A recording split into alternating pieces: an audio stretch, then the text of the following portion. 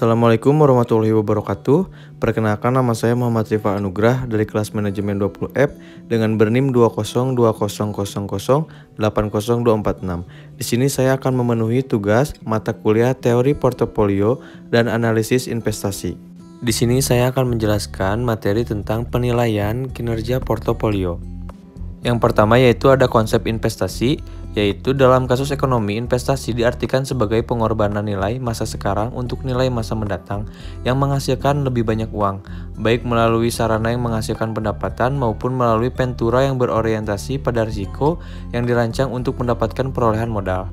Selanjutnya ada 3 konsep utama investasi, yaitu yang pertama bunga majemuk, yang kedua alokasikan aset, dan yang ketiga pilih alokasi yang tepat.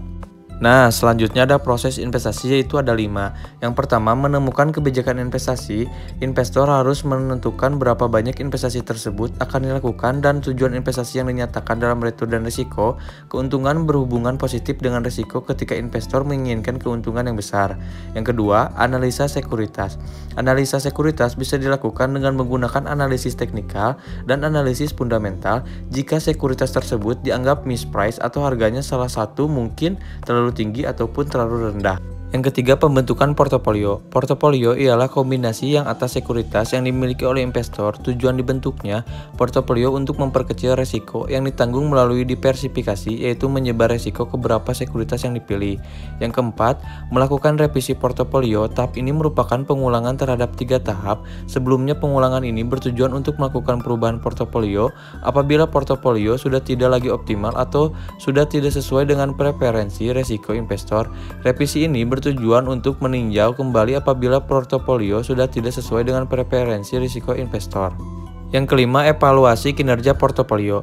Penilaian terhadap kinerja portofolio diperlukan untuk mengetahui aspek tingkat return yang diperoleh dan risiko yang ditanggung. Portofolio yang memiliki tingkat keuntungan yang lebih tinggi belum tentu lebih baik dari portofolio yang lain jika faktor risiko tidak diperhatikan. Standar metode dan diperlukan dalam melakukan penilaian kinerja portofolio. Selanjutnya ada konsep portofolio.